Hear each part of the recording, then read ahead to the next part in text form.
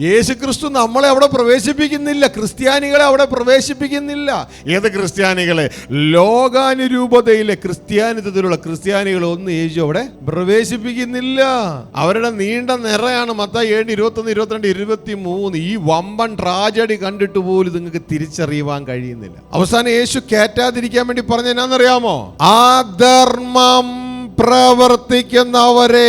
ആര്? യേശുവിനെ കർത്താവായി സ്വീകരിച്ചവർ, സുവിശേഷം അറിയിച്ചവർ, രോഗികളെ സൗഖ്യമാക്കിയവർ, ഭൂതങ്ങളെ പുറത്താക്കിയവർ, പ്രവചിച്ചവർ, എല്ലാം യേശുവിന്റെ നാമത്തിലാ.